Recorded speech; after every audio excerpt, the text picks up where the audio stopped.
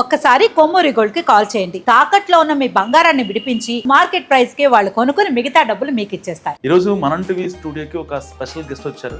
So ఆవిడ ఎవరో కాదు, social activist and political leader doctor Anuhya Reddy. చాలా రోజుల నుంచి చాలా మందికి ఒక డౌట్ మేడం, అసలు అనూహ్య రెడ్డికి ఈ డబ్బులు ఎక్కడి నుంచి వస్తున్నాయి?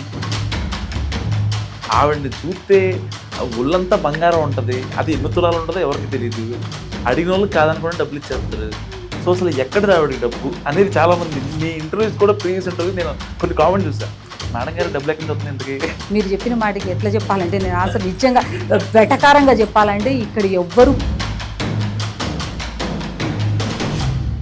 అంటే నేను ఇంట్లో లేని దీపం గుళ్ళో ఎక్కడ పెడతాను చెప్పండి? ఇంట్లో అన్ని, అవునా కాదా? అన్ని ఇంట్లో అన్నీ చేసి పెడితేనే కదా మళ్ళీ నన్ను బయటికి పంపిస్తారు. నన్ను క్వశ్చనే చేయకూడదు, ఏంటమ్మా నువ్వు ఈ పని చేయలేదే, లేదంటే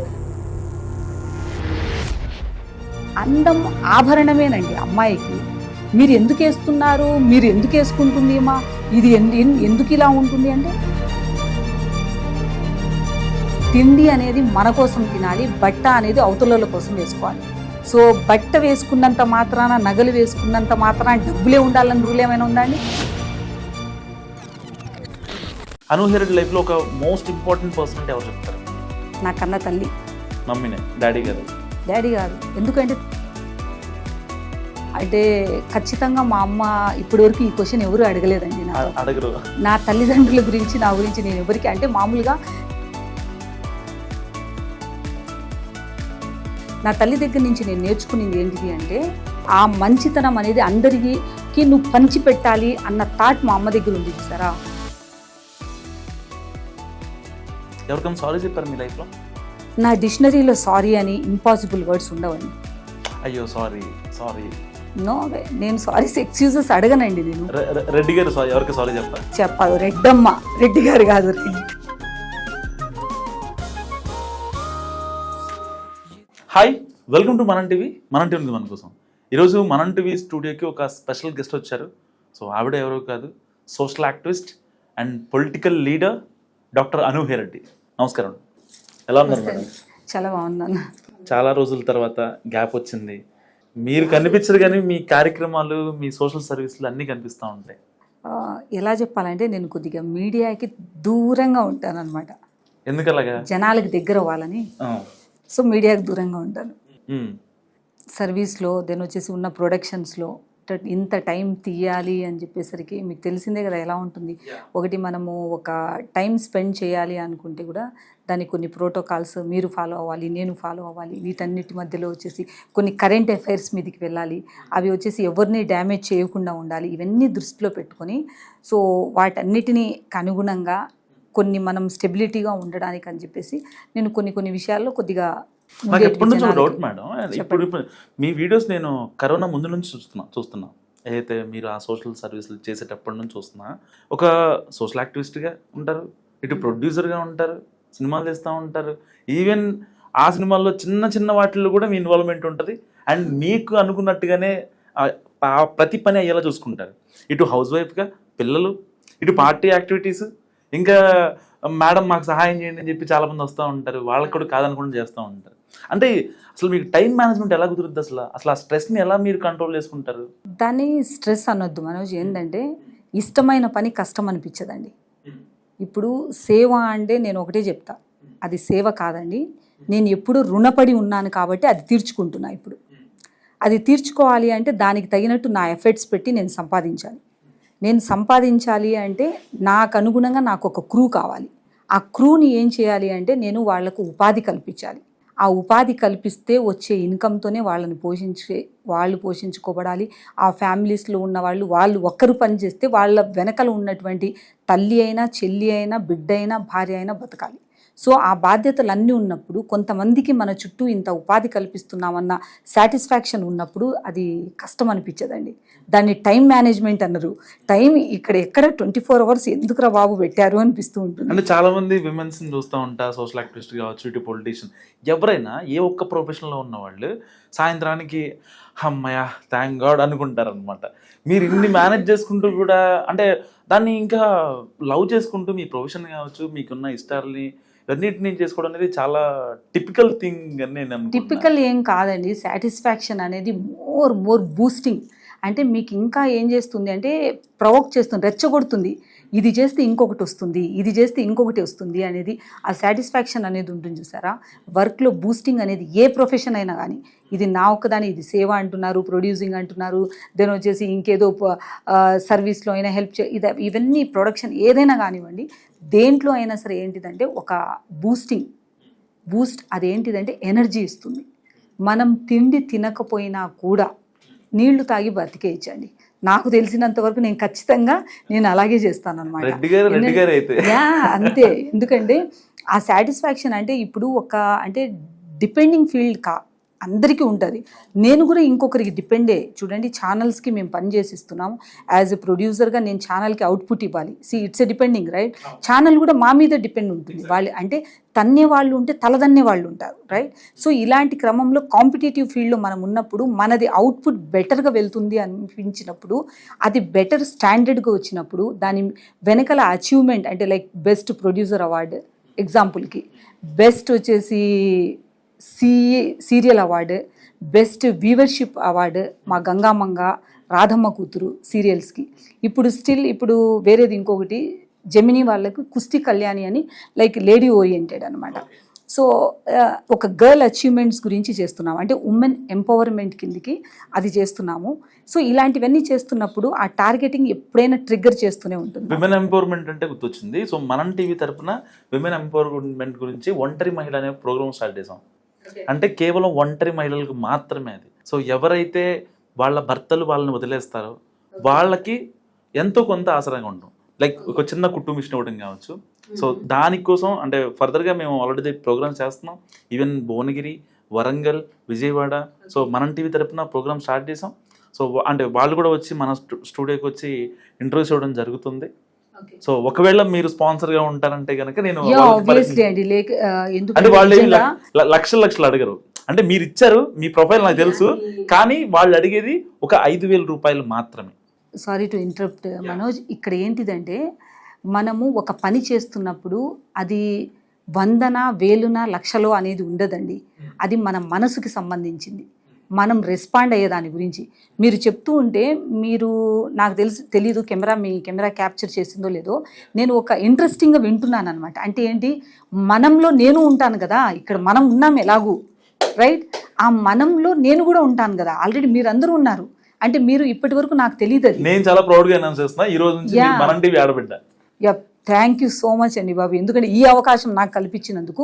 అది కూడా ఒంటరి మహిళల గురించి ఖచ్చితంగా ఏంటిదంటే ఒంటరి మహిళల గురించి కోవిద సహృదయ ఫౌండేషన్ గురించి మన వ్యూవర్స్కి అందరికీ తెలుసు.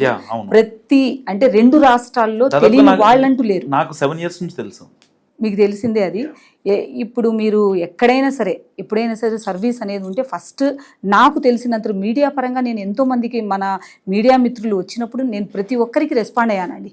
ప్రతి ఒక్కరికి వాళ్ళు చేయాలంటే, మన డిజేబుల్స్ అంటే దివ్యాంగులు ఉన్నారు వాళ్ళందరికీ కూడా మీరు ఇది చేయాలంటే వాళ్ళ పిల్లలకి స్టడీస్కి చెప్తాను, లేడీస్కి ఏం కావాలో చూస్తాను. ప్రెగ్నెంట్ లేడీస్కి ప్రోగ్రామ్స్ చేసినాం. అలాగే ప్రెగ్నెంట్ లేడీస్కి సీమంతాలు కూడా జరిపించున్నామండి. అదే ఒంటరి మహిళలు అని మీరు చెప్తూ ఉంటే, ఒంటరి ఎందుకు అవుతారండి మనం అందరం ఉన్న తర్వాత వాళ్ళు?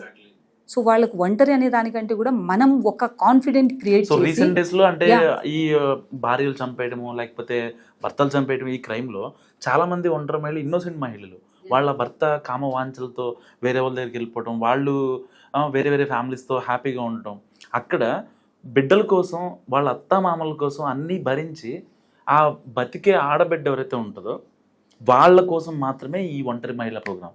సో ఎవరు పడితే వాళ్ళకి కాదు.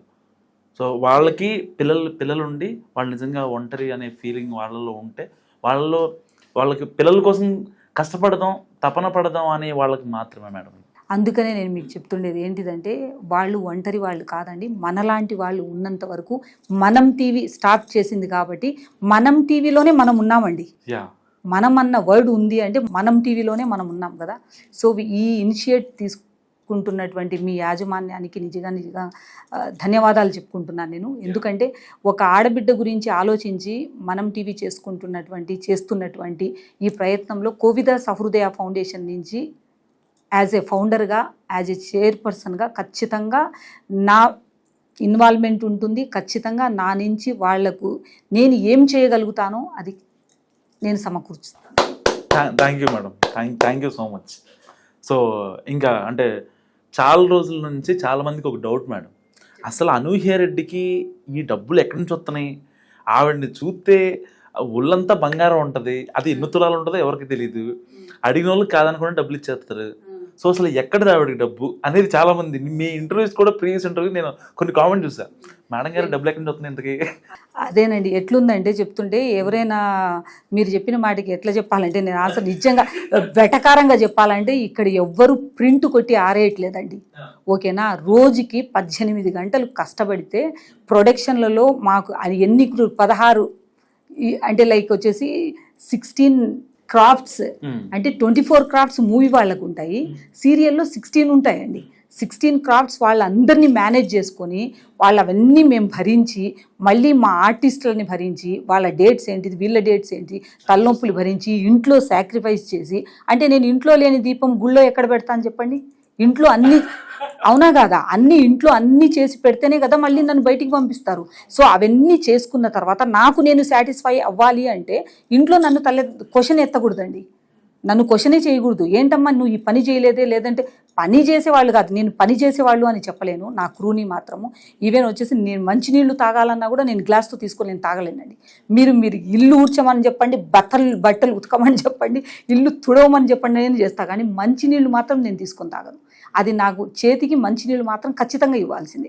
వాళ్ళు నాకు హెల్ప్ చేస్తున్నారు, ఎందుకంటే వాళ్ళు ఒక్కరు నాకు చేయాల్సిన పని నాకు చేసి పెడితే నేను ఒక్కదాన్ని 100 మందికి కాదు, 1000 మందికి కాదు, 1,00,000 మందికి చేసే పని చేస్తాను. సో నేను అంత చేస్తున్నాను కాబట్టి ఈ లెవెల్కి ఉన్నానండి.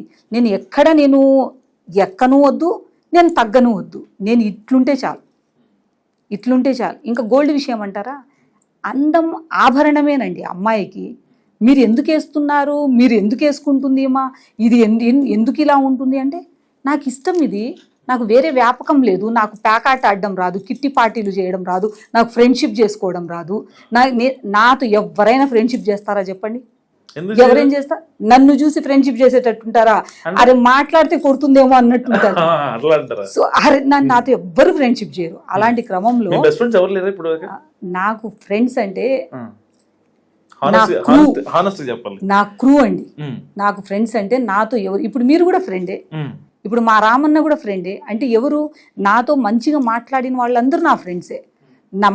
నేను పొలిటికల్గా వెళ్ళిన వాళ్ళందరూ ఫ్రెండ్. నాకు పర్సనల్గా నేను వీళ్ళతోనే వెళ్ళి వీళ్ళతోనే తినాలి వీళ్ళతోనే తిరగాలి అంటే నేను హోటల్స్కి వెళ్ళను, నేను తినను. ఓకేనా, నేను హోటల్లో డబ్బులు ఇచ్చి ఎందుకు అంటారంటే డబ్బులు ఇచ్చి అర్ధగంట వెయిట్ చేసుకొని నేను తినే బదులు నా ఇంట్లో వంట మనిషిని పెట్టుకొని అమ్మ నువ్వు వంట చేసి పెట్టు అంటే నాకు పెట్టేస్తుంది. నేను టయానికి వెళ్ళేసరికి రెడీగా పెట్టింటుంది, వాళ్ళకు ఉపాధి కల్పించినట్టు అవుతుంది. నేను హోటల్స్లో మేనేజ్మెంట్కి నేను ఉపాధి కల్పించదలుచుకోలేదు. నా ఇంట్లో నా కోసం స్పెషల్గా చేసుకోవచ్చు అంతే తప్ప అదేదో చేయాలి కిట్టీలు విట్టూలు అది చేయాలంటే ఎవరికి ఉన్న అది తప్పు పట్టను నేను. ఎవరికి ఉన్న సాటిస్ఫాక్షన్ వాళ్ళకు ఉంది. నా సాటిస్ఫాక్షన్ ఏంటిది? కొన్ని 100 మందికి ఉపాధి కల్పించడం, అందులో వాళ్ళు వర్క్ చేసి వాళ్ళు సాటిస్ఫై అవుతూ ఉంటే నేను సాటిస్ఫై అయినట్టే. ఎలా అంటే ఇప్పటి వరకు అండి మా ప్రొడక్షన్లలో సైకిల్ ఉన్నవాళ్ళు మోటార్ కొన్నారు, మోటార్ ఉన్న వాళ్ళు కారు కొన్నారు. ఓకేనా, కారు ఉన్న వాళ్ళు ఇల్లు కొనుక్కున్నారు. ఎందుకు అంటే ఎక్కడ కూడా నేను ఎవరిని కూడా ఫస్ట్ వాళ్ళ కష్టాన్ని నేను మిస్యూజ్ చేయను. మాకు ఛానల్స్ నుంచి అయినా సరే మా ప్రొడక్షన్ నుంచి అయినా సరే డబ్బులు వెళ్ళకపోతే, వాళ్ళ శాలరీస్ వెళ్ళకపోతే, వాళ్ళు చేసిన దానికి వాళ్ళకి ఫలితం ఆ నెల దక్కకపోతే మా పర్సనల్ అకౌంట్లో నుంచి మా ప్రొడక్షన్ అకౌంట్స్కి వెళ్తాయండి. తర్వాత మాకు ఛానల్స్ ఇచ్చిన తర్వాత మేము అప్పుడు తీసుకొని అప్పుడు చేస్తాం. కొంచెం ఛానల్స్ దగ్గర నుంచి రావడం లేట్ అవుతుంది కదా మేడం? ఆబ్వియస్లీ లేట్ అయినా పర్లేదండి, ఎందుకంటే చిన్న చిన్న ప్రొడ్యూసర్స్ ఉంటారండి. ఛానల్ని కూడా తప్పుపట్టనండి. ఎక్కడంటే మేము అందరికీ అనుగుణంగా అందరినీ మేము వచ్చేసి సామరస్యంగా వాళ్ళందరినీ కలుపుకొని వెళ్ళుకోవాలనే మనస్తత్వం తప్ప, ఓ పెద్ద ప్రొడ్యూసర్ కదా, ఎవరండి పెద్ద, ఎవరికి పెద్ద, ఎవరికి పెద్ద కాదండి. మీలాగా అంత అంటే అంత కరాఖండిగా డేర్గా కొండబద్దలు కొట్టినట్టు మాట్లాడరు చాలా మంది. మాట్లాడకపోవడము వాళ్ళ నైజం అనుకోవచ్చు, మాట్లాడడం నా నైజం అనుకోవచ్చు కదా, అది నా ఇష్టానికి సంబంధించింది. ఎందుకంటే మీకు అంటే కొన్ని ఎదురవ్వలేదా పనులు, ఆబ్వియస్లీ ఎందుకు వేరే వాళ్ళకి టార్గెట్ అవ్వడం, అంటే ఏంటి అనూహ్య ఇలా మాట్లాడిందంట, ఖచ్చితంగా అవుతుంది. ఎందుకు మాట్లాడుతుంది అని చెప్పేసి నా ముందు వచ్చి మాట్లాడితే దాని మాటకి ఒక అర్థం అండి. నా వెనకల మాట్లాడితే అది మాటే కాదు, అది మనిషే కాదు. ఎవరైనా నా ముందు వచ్చి మాట్లాడింది కరెక్ట్గా దానికి ఆన్సర్ ఇస్తా. ఇన్నేళ్ళ మీ కెరియర్లో ఎవరన్నా ఎదురుగా వచ్చి అనూహ్య నువ్వు ఆ రోజు మాట్లాడిన తప్పు, నువ్వు పలానా ఇంటర్వ్యూలో ఇలా మాట్లాడావు, తప్పు కదా, నువ్వు ఎట్లా మాట్లాడతావు అట్లా అని అడిగిన వాళ్ళు ఉన్నారా? ఖచ్చితంగా అడిగి ఉండొచ్చేమో, ఇట్లా నువ్వు మాట్లాడావు కదా, అట్లా చెప్పావు కదా అంటే దానికి సంజాయిషి ఉండొచ్చు. లేదు అనుకుంటే ఖచ్చితంగా నాలో ఉండే అడ్వాంటేజ్ ఏంటిదంటే అండి, తప్పు ఎతికిన తప్పు అండి ఇంకొకసారి చేయను అంట. That's it. ఎస్, నేను తప్పు చేశాను అనుకోండి, అది నాకు తప్పు అనిపించింది అనుకోండి, దాన్ని వాదించను. తప్పు అంటే తప్పే, దాన్ని నేను సమర్థించుకుంటూ 99 మాటలు పెంచడం కంటే కూడా ఒకే ఒక మాటతో అవును ఇంకొకసారి రిపీట్ చేయాలి. అనూహ్య రెడ్డి లైఫ్లో ఒక మోస్ట్ ఇంపార్టెంట్ పర్సన్ అంటే ఎవరు చెప్తారు? ఫ్యామిలీ, ఫ్రెండ్స్ అంతా మొత్తం అన్నీ కలిపి ఒక మోస్ట్ ఇంపార్టెంట్ పర్సన్ అంటే ఎవరు చెప్తారు? నాకన్నా తల్లినే. మమ్మీనే, డాడీ కాదు? డాడీ కాదు, ఎందుకంటే తల్లి వాస్తవం కదా, నాన్న నమ్మకం అండి, తల్లి వాస్తవం. ఇంత జన్మనిచ్చి ఇంత ఇచ్చి నాకు నువ్వు ఎట్లుండాలి అంటే ఎంతో కొంత మా అమ్మ దగ్గర నుంచి నేను తీసుకునిందే కదా ఇదంతా. మమ్మీతో ఒక బెస్ట్ బాండ్ అంటే ఆవిడ ఏం చేశారు, ఇంకా లిటరల్గా ఆవిడ చేసే పనికి నేను మా అమ్మకి ఇంత ఇదా అని మీకు అనిపించింది? ఒక్క జ్ఞాపకం బయట తీరా? మా అమ్మ ఏంటి అంటే ఖచ్చితంగా మా అమ్మ ఇప్పటి వరకు ఈ క్వశ్చన్ ఎవరు అడగలేదండి నాతో. అడగరు. నా తల్లిదండ్రుల గురించి నా గురించి నేను ఎవరికి అంటే మామూలుగా నేను ఫ్యామిలీ విషయాలు ఎక్కడ నేను చెప్పను అనమాట, నేను ఎక్కడ మాట్లాడు. నా తల్లి దగ్గర నుంచి నేను నేర్చుకునేది ఏంటిది అంటే, ఎంతమంది తనకు ఆడబిడ్డలున్నా మరుదులున్నా ఆ ఫ్యామిలీస్లో ఉన్నా కూడా వాళ్ళందరికీ ఏ కంప్లైంట్స్ లేకుండా కూడా తను ఆ ఫ్యామిలీని మెయింటైన్ చేసింది, అలా ఉన్నిందనమాట. సో ఆ మంచితనం అనేది అందరికీ నువ్వు పంచిపెట్టాలి అన్న థాట్ మా అమ్మ దగ్గర ఉంది చూసారా, దాన్ని నేను నేర్చుకున్నానండి. ఆ థాట్ ఏది అంటే, ఇది ఎంత పెయిన్ అయినా ఓకే నువ్వు తీసుకో, ఏదున్నా సరే నువ్వు తీసుకో, కానీ పెయిన్ ఇంకొకరికి చూపించద్దు. ఎందుకంటే వాళ్ళు ఆరిచ్చేది కాదు, తీరిచ్చేది కాదు. నీ పెయిన్ నీలోనే పెట్టుకో, బట్ నువ్వు చేసే పనిలో అది నీకు గొప్ప ఉండేటట్టు ఉండాలి. ఇంకొకటి ఏంటిదంటే, నువ్వు వెళ్ళిన చోట ఎక్కడికి వెళ్ళినా కూడా, ఎలా వెళ్ళినా కూడా అవతలకి నువ్వు విలువ అయ్యేటట్టు వెళ్ళాలి. నీ ప్రెజెన్స్ అంటే నా ప్రెజెన్స్, నేను ఇంకొకరికి గొప్పగానే ఉండాలి తప్ప వాళ్ళు వచ్చి నా పక్కన ఉంటే వాళ్లకు గొప్పతనం ఉండద్దు. నేను వాళ్ళకి వెళ్తే వాళ్ళకు గొప్పగానే ఉండాలి. ఎవరికైనా సారీ చెప్పారు మీ లైఫ్లో? నా డిక్షనరీలో సారీ అని ఇంపాసిబుల్ వర్డ్స్ ఉండవండి. అయ్యో సారీ నో వే, నేను సారీస్ ఎక్స్క్యూజెస్ అడగనండి. నేను రెడ్డి గారు ఎవరికి సారీ చెప్పదు, రెడ్డి గారు కాదు, రెడ్డమ్మ ఎక్స్క్యూజెస్ అనేది ఎప్పుడు నేను ఎవరిని అడగను, అలాంటి అవకాశం నేను తెచ్చుకోను. దెన్ ఇంపాసిబుల్ అనేది నా డిక్షనరీలో పెట్టను నేను. ఐ హేట్ దట్ 2 words, ఒకటి ఇంపాసిబుల్, ఒకటి సారీ. దానికి నేను ఎంతైనా కష్టపడతా కానీ నో ఎక్స్క్యూజెస్. మీ లైఫ్లో ఇన్నేళ్ళుగా సో చాలా చూశారు, చాలా హైట్స్కి దిగారు, అవార్డ్స్ తీసుకున్నారు, ప్రజల్లో ఉన్నారు. అనూహ్య రెడ్డి అంటే వెంటనే చూసేటోళ్ళు గుర్తుపడతారు, అరే ఆవిడ మంచి పనులు చేస్తుంది, మాట్లాడుతుంది, ఎదురుకుపోయి ఏదన్నా అనాలంటే కొంచెం భయపడతారు. సో ఇంత ఇది కదా, ఇప్పటిదాకా అంటే నేను ఇది తీసుకోలేను, ఇది నా వల్ల కాదేమో, మీ కెరియర్లో కానీ లేకపోతే మీరు చూసినట్టల్లో ఫ్యామిలీ, ప్రొఫెషనల్ ఏదన్నా ఒక థింగ్ వద్దులే ఇది నా వల్ల కాదేమోలే అని అనిపించిన థింగ్ ఏమన్నా? నేను మీకు ఇప్పుడే చెప్పా, ఇంపాసిబుల్ వర్డ్ అనేది ఉండదండి. అదే ఉంటది, ఎందుకు ఉండదు? ఎందుకంటే పిల్లల విషయంలోనో లేకపోతే మీ ఫ్యామిలీనో మీ ఫ్రెండ్స్? లేదండి, ఎందుకు చెప్తున్నానంటే ఈ మాట, నేను గాయత్రి మాత ఉపాసకురాలండి. ఆ మాట వద్దులే, ఆ ప్రాజెక్ట్ వద్దులే, లైక్లీ నో, నాకు ఎవరైనా సరే నన్ను పిలిచి ఇస్తారు. ఎందుకు పిలిచి ఇవ్వలేదు వాళ్ళు అని దీన్ని ఛాలెంజింగ్గా తీసుకుంటా ఇంకొక ఛానల్కైనా నేను చేస్తా, కానీ అది ఎంత బడ్జెట్ అయినా కూడా ఇక్కడ ఇంపాసిబుల్, నాకు ఎందుకు ఇవ్వలేదు అని చెప్పేసి అది వాళ్ళు ఇచ్చేటట్టు చేసుకుంటా. తక్కువ బడ్జెట్కి వచ్చినప్పుడు వెంటనే మీరు అంటే మీ ప్రత్యర్థులు ఎవరైనా ఉంటే తక్కువ బడ్జెట్ కోట్ చేసేసి దాన్ని ఇన్ టైంలో కంప్లీట్ ఇచ్చిన సందర్భాలు ఉన్నాయా?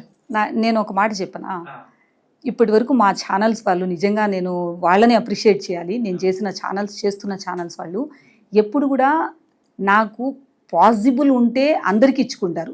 నన్ను పిలిచారు అంటే అది ఇంపాసిబుల్ అయితే ఈ అమ్మాయి పాసిబుల్ చేస్తుందని పిలుస్తారు. అర్థమైందా మీకు? అంటే ఎవరు చేయలేని ప్రాజెక్ట్ అయితేనే నాకు ఇస్తారండి. ఈ అమ్మాయి అయితే మేనేజ్ చేయగలుగుతుంది. రాధమ్మ కూతురు అండ్ గంగమ్మ కావచ్చు, మేము అందరూ అన్నారు, ఏమన్నారు, ప్యాడింగ్ ఫుల్ పెట్టేశారు, కెమెరా నిండిపోతుంది, ఇంతమంది ఆర్టిస్ట్లా. ఇంత గంగామంగాకైతే నళిని గారు, అక్కడి నుంచి మా వరుణ్ గారు, అంతే సీనియర్ అంతా ఆర్టిస్టులు అందరూ ఉన్నారు అనమాట. శ్రీవాణి, వీళ్ళందరూ ఉన్నారు. వాళ్ళందరూ ఉంటే ఏంటి ప్యాడింగ్ ఇంతంత పెట్టేస్తారు, వీళ్ళు ఎంత ఖర్చు పెట్టేస్తారు, అసలు వీళ్ళకు లాస్ అని చెప్పేసి ఒక్కొక్క టాక్ కాదు. మేము లాస్ అయినా పర్వాలేదు, ఎందుకంటే బిగ్ స్క్రీన్ నుంచి స్మాల్ స్క్రీన్కి వచ్చాము మేము. మాకు ఇచ్చిన స్క్రిప్ట్ ఎవరిది అంటే విజేంద్ర ప్రసాద్ గారిది. మాకు విజేంద్ర ప్రసాద్ గారు, రెడ్డమ్మ ఇది నువ్వు చేస్తున్నావని జీటీవీకి నేను మా విజేంద్ర ప్రసాద్ గారే వెళ్ళామండి. ఆయన నన్ను ఒక మోటివేట్ చేస్తారు ఆయన. అంటే ఇప్పుడు మీరు అడిగారు కాబట్టి ఇది నేను చెప్తున్నాను.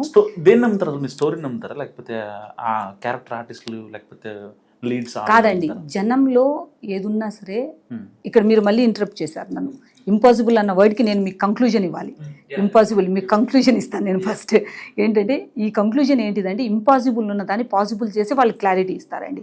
సో నేను గాయత్రి మాత ఉపాసకురాలనండి. గాయత్రి మాతని నమ్ముకున్న వాళ్ళకి ఏది ఇంపాసిబుల్ కాదు, ఏది ఇంపాసిబులే కాదు. నాకు ఒక విజన్ ఉంటుందండి. నేను ఇప్పుడు చేస్తున్న పనికి నెక్స్ట్ ఏంటిది, అది నెలక, 2 నెలలక, 6 నెలలక, సంవత్సరానిక. నా విజన్ నేను కళ్ళు మూసుకొని కాదండి, కళ్ళు తెరుచుకొని నేను ఆలోచిస్తున్నప్పుడు అది నా కళ్ళలో తిరుగుతూ ఉంటుంది చూసారా. అది ఖచ్చితంగా ఎప్పుడు అంటే అప్పుడు ఖచ్చితంగా 1 ఇయర్కైనా సరే అది ఇంప్లిమెంట్ చేసింది. నేను ఎప్పుడూ ఇది ఆలోచించాను కదా అని నా మైండ్లో నాకు ఇస్తుందండి అమ్మవారు. ఖచ్చితంగా అది నాకు ఇంప్లిమెంట్ అవుతుంది. అందులో నాకు ఇంపాసిబుల్ అనేది లేదు. దాన్ని ఎలా సాధించాలి అనేది నేను ఖచ్చితంగా ఆ ఎఫర్ట్స్ పెడతా అమ్మవారిని నమ్ముకొని. లేదు అంటే ఏంటమ్మా ఇలా చేసావు అని చెప్పేసి అడుగుతా. అంతేగాని అమ్మవారి దగ్గర కూర్చొని ఆవిడనే ఇది చేస్తూ ఆవిడని ఇరిటేట్ చేయనండి నేను. అలా అని చెప్పేసి దేవుళ్ళని ఇరిటేట్ చేసేది కాదు. ఎందుకంటే మనం పెట్టే ఎఫర్ట్స్ మనం పెట్టాలి. ఖచ్చితంగా అది నాకు వర్కౌట్ అవుతుంది. అది ఎవరిని నమ్ముకున్నా, ఏ దేవతనైనా, ఏ దేవుణ్ణైనా. నేను శివభక్తురాలనండి, చూస్తున్నారు కదా. శివయ్య ఏంటంటే అంతా బూడిదే అంటాడు ఆయన. సో నేను అంతే, ఇక్కడ ఉన్నంత వరకు వేసుకో, చూసుకో, తీసుకో, పడేసుకో, ఇచ్చేసేయి, పని చేసుకో, ఒకటే నాకు తెలిసినంత వరకు. కావాల్సినంత ఉంచుకో, ఓకేనా, మిగతాదంతా పంచుకో. సో నువ్వు పంచుతూ పో, నేను పెంచుతూ పోతా అంటాడు శివయ్య. సేమ్ నేనేం చేస్తానంటే అంతా కావాల్సింది ఉంచుకుంటా, మళ్ళీ పంచి పెడతా. సో ఏంటంటే దేవుడు పెంచుతూ పోతాడు, ఎందుకంటే నాకు అవకాశాలు కల్పిస్తున్నాడు కదా. దేవుని ప్రమేయం లేకుండా ఎలా ఉంటుంది? సో శివం. సో ఎక్కడ కూడా ఇక్కడ ఇంపాసిబుల్ వర్డ్ అనేది అసలు నా డిక్షనరీలో నేను పెట్టానండి. దానికి లేట్ అయి ఉండొచ్చు, ఖచ్చితంగా లేట్ అవుతుంది, కానీ ఇంపాసిబుల్ అనేది. రీసెంట్ గా ఒక పెద్ద టాస్క్ తీసుకున్నారు ఆచార్య నాగార్జున యూనివర్సిటీతో. ఎగ్జాక్ట్లీ. ఆ MOU ఏంటి అసలు, అంటే దానికి ఎలా ప్లాన్ ఆఫ్ యాక్షన్ అనుకుంటున్నారు? ఆచార్య నాగార్జున యూనివర్సిటీ మాట ఎత్తితేనే నాకు నిజంగా చాలా గొప్పగా ఫీల్ అవుతాను నేను. ఎలా అంటే మీరు అన్నారు చూసారా, ఇది నాకు ఇంపాసిబుల్ అని నేను ఎప్పుడో ఒక 1 ఇయర్ బ్యాక్ అనుకున్నాను, కానీ అది పాసిబుల్ చేశా ఇప్పుడు. ఓకే. ఎందుకు అంటే కళాకారులకి గురువులకి న్యాయం చేయాలి, ఉపాధి కల్పించాలి, వాళ్లకు వేదికలు కల్పించాలి, వాళ్లకు సర్టిఫికేషన్స్ ఇప్పించాలి, వాళ్లకు అవార్డులు ఇప్పించాలి, వాళ్లకు స్టేజ్ అంటే ప్రతి ఒక్కరూ ప్రతి యూనివర్సిటీలో వచ్చేసి ఉన్నాయండి, సిలబసెస్ ఉన్నాయి. ఏం లాభం? అవకాశాలు కల్పిస్తే కదా.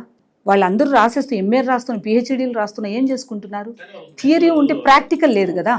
ప్రాక్టికల్ లేనప్పుడు మనం ఒక డయాస్ కల్పించి, వాళ్ళకు ఒక అవకాశం కల్పించి, ఒక సర్టిఫికేషన్ ఇచ్చి, ఒక డిగ్రీ ఇచ్చి, సో వాళ్ళని ఫెలిసిటేట్ చేయించి, వాళ్ళని ఇంకొక ఇంటర్నేషనల్ లెవెల్లో ప్రోగ్రామ్స్ పెట్టిస్తే అది గుర్తింపు అండి. అప్పుడు వచ్చినప్పుడు ఆ గుర్తింపుని తీసుకెళ్ళిపోయి, ఇదిగోండి మా పిల్లలు, మా స్టూడెంట్లు, మా గురువులు ఇలా ఉన్నారు, వాళ్ళందరికీ అంటే కళాకారులకి ఒక పెద్ద పీట వేయండి. స్పోర్ట్స్ కిందికి కూడా ఇక్కడ ఎంత అంటే కులాలకి, మతాలకి, దెన్ వచ్చేసి ఏమంటారు, గేమ్స్లోకి అందరికీ ప్రయారిటీ ఇచ్చారు. బాడీ మొత్తం నవనాడులు కదిలించేటువంటి ఒక డాన్స్కి ఎందుకు ఇంపార్టెన్స్ ఇవ్వట్లేదండి? దాన్ని ఎందుకు మీరు వచ్చేసి దీనికి ఏమంటారు లైక్ రీఎంబర్స్మెంట్ కిందికైనా సరే, లేదంటే వచ్చేసి ఉద్యోగాలకు అవకాశాలకైనా సరే దీనికి ప్రయారిటీ ఎందుకు ఇవ్వట్లేదు గవర్నమెంట్? సో అలాంటి ప్రయారిటీ కల్పించాలి అనే నినాదంతో మేము చేస్తున్నటువంటి, నేను ఎస్పెషల్లీ నేను ఆచార్య నాగార్జున యూనివర్సిటీ, అది 2 అనమాట. ANU అంటే ఇక్కడ కూడా అనూహ్యలో ANU అనేది కూడా ఉంది, అక్కడ ఆచార్య నాగార్జున యూనివర్సిటీ అది ఉంది. 2 కలిసి ఇచ్చి రావడము, యా ప్రెస్టీజియస్గా నేను తీసుకోవడం, మా గురువులందరికీ ఒక పెద్ద పీట వేయాలి, వాళ్ళందరికీ అలా అవకాశాలు కల్పించాలి, వాళ్ళందరికీ ఒక ఐడి కార్డ్ క్రియేట్ చేసి వాళ్ళ పిల్లలకైనా సరే పెద్దలకైనా సరే వంశపారంపరంగా అయినా సరే వస్తున్న వాళ్ళకి ఒక గుర్తింపునిచ్చాలనే థాట్ అండి ఇది. సమాజానికి సంస్కృతిని ఒక పెద్ద పీట వేయాలి రాబోయే రోజుల్లో అనే థాట్. అను అని పిలిస్తే ఇష్టమా, అనూహ్య అని పిలిస్తే ఇష్టమా? నన్ను అను అని ఎవరు పిలవరు. ఆబ్వియస్లీ రెడ్డమ్మ అంటేనే ఇష్టం నాకు. అను అని ఎవరు పిలవరు. ఇప్పుడు అలా ఇన్ఫ్యూజ్ కదా అది. అదేంటిదంటే మన DNA తప్పదు కాబట్టి ఇంకా ఖచ్చితంగా అది ఇన్ఫ్యూజ్డ్. అది రెడ్డి అంటే ఇన్ఫ్యూజ్ ఖచ్చితంగా వస్తుంది. సో ఫైనల్గా ఒక ప్రశ్న, ఇన్ ఫ్యూచర్ అంటే ఆల్రెడీ బీజేపీలో యాక్టివ్గా ఉన్నారు, సనాతని అనే ఒక ఇది మీ మీద క్రియేట్ అయింది. సో చాలా సోషల్ యాక్టివిస్టులుగా ఉన్నారు, సర్వీసులు చేస్తున్నారు బోల్డ్. రేపొద్దున ఎవరైనా బీజేపీ అధిష్టానం పిలిచి, సరే అమ్మా నువ్వు చూస్తున్నావు ఇవన్నీ ఎమ్మెల్యేగా పోటీ చేయంటే దిగుతారా? ఇవన్నీ పక్కన పెట్టేసి అవన్నీ వాటన్నిటికంటే కూడా ఫస్ట్ నేను చేస్తున్న పని మీదకి మా పార్టీ నాయకులు నాకు ఇస్తున్నటువంటి ప్రోత్సాహం, అంటే ఎస్పెషలీ నేను సికింద్రాబాద్ పార్లమెంట్ కాబట్టి మా కిషన్జీనే అనుకుంటాము, రైట్? సో ఆయన ఇస్తున్న ప్రోత్సాహంని నేను ముందుకు తీసుకెళ్తున్నాను తప్ప ఇప్పుడు ఇంకా అంత థాట్లోకి పొలిటికల్ కంటే ఆబ్వియస్లీ పాలిటిక్స్లోనే ఉన్నాను కదా ఇప్పుడు.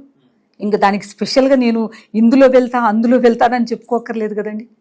వెళ్ళటం గురించి కాదు, ఇప్పుడు ఒక ఎమ్మెల్యేగా పోటీ చేయడం అంటే బీజేపీ లాంటివి పార్టీలో కొంచెం కష్టసాధ్యం. మీకు ఒక మాట చెప్తాను నేను ఇక్కడ మీరు బీజేపీ అంటున్నారు, మళ్ళీ పార్టీ అంటున్నారు. బీజేపీ ఎనఫ్ అంటే భారతీయ జనతా పార్టీ, పార్టీకి మళ్ళీ పార్టీ ఎందుకు ఇంక్లూడ్ చేస్తున్నారండి? ఒక మాట చెప్పండి. ఓకే సరే, ఇప్పుడు బీజేపీ లాంటి పార్టీలో బీజేపీ అనేది ఒక పార్టీ, భారతీయ జనతా పార్టీ అనేది బీజేపీ లాంటి పార్టీ, కాంగ్రెస్ లాంటి పార్టీ, బీజేపీకి ఒక ప్రత్యేక యూనిక్నెస్ ఉంటుంది. అంటే రీజనల్ పార్టీ లాగానో కాంగ్రెస్ లాగానో అయ్యే పని కాదు అక్కడ. అంటే ఎవరు పడితే వచ్చి నేను ప్రూవ్ చేసుకుంటాను, నా దగ్గర డబ్బులు ఉన్నాయంటే టికెట్ ఇవ్వదు. నేను ఇంతమంది చూసా డబ్బులు ఉన్న టికెట్లు రాని వాళ్ళని. ఇక్కడ ఇప్పుడు మీరు కూర్చున్న జూబ్లీ హిల్స్ కాన్స్టిట్యూన్సీలోనే ఒక బీజేపీ టికెట్ కోసం 3 పోటీ పడ్డారు. నేను ఎవరికి నా దగ్గర డబ్బులు ఉన్నాయని చెప్పలేదు. మీరు చెప్పాల్సిన అవసరం లేదు, తెలిసిన వాళ్ళకి మీరు అది వేరు. ఎందుకంటే చూడండి, తిండి అనేది మన కోసం తినాలి, బట్ట అనేది అవతల కోసం వేసుకోవాలి. అర్థమవుతుందా మీకు? సో బట్ట వేసుకున్నంత మాత్రాన, నగలు వేసుకున్నంత మాత్రాన డబ్బులే ఉండాలని రూల్ ఏమైనా ఉందా అండి? సరే ఇవన్నీ కాదు, ఎమ్మెల్యేగా మీకు అవకాశం ఉంటే చేస్తారా చేయరా? ఆబ్వియస్లీ చేస్తా. ఎందుకు చేయను నేను? ఎందుకంటే ఇప్పుడు చేస్తున్నది ఏంటిది? జనంకు సమాజ సేవ చేస్తున్నానండి. సమాజంలో నేను ఒక భాగం. ఇంకా దీనికంటే ఇప్పుడు నాకు బీజేపీ మా అధిష్టానం వచ్చేసి ఏం చేసింది, స్టేట్ ఎగ్జిక్యూటివ్ పోస్ట్ ఇచ్చారు నాకు. స్టేట్ ఎగ్జిక్యూటివ్ పోస్ట్ ఎందుకు ఇస్తారండి చెప్పండి? ఏదో ఒకటి యూనిక్నెస్ అనేది లేకపోతే ఇస్తారా? ఏదో ఒకటి మనం చేయకపోతే ఇస్తారా? సమాజం పట్ల నాకు బాధ్యత ఉంది కాబట్టి, ఆ బాధ్యత మంచి అనే వాళ్ళు బీజేపీలో ఉండాలి కాబట్టి ఆ మంచిని తీసుకొని వాళ్ళు చేర్చుకున్నారు. సో ఆ మంచిని చేర్చుకున్నప్పుడు ఖచ్చితంగా వాళ్ళ థాట్ వాళ్ళకు ఉంటారు కాబట్టి దానికి నా సమయము, దానికి నా వయసు, దానికి నా ఎక్స్పీరియన్స్ సరిపోయి వాళ్ళు నిజంగానే నాకు అలాంటి అవకాశం కల్పిస్తారంటే పార్టీ కోసం ఏమైనా చేస్తాం అంతే. థ్యాంక్ యూ అనూహ్య రెడ్డి గారు. సో మీ వాల్యుబుల్ టైంని మా కోసం కేటాయించినందుకు. సో విన్నారు కదా అనూహ్య రెడ్డి గారి మాటలు. సో ఆవిడ ఒక డాక్టర్గా, ఒక సోషల్ యాక్టివిస్ట్గా and producer, so what not అని చెప్పొచ్చు. నిజంగా ఆవిడ మాట్లాడే ప్రతి మాట ఒక మనసుని కదిలించేదిగా, లేకపోతే మనిషిని మార్చేదిగా అనిపించింది. సో మీరేమనుకుంటారు మస్తుగా కామెంట్ చేయండి. చూస్తూనే ఉండండి మనం టీవీ.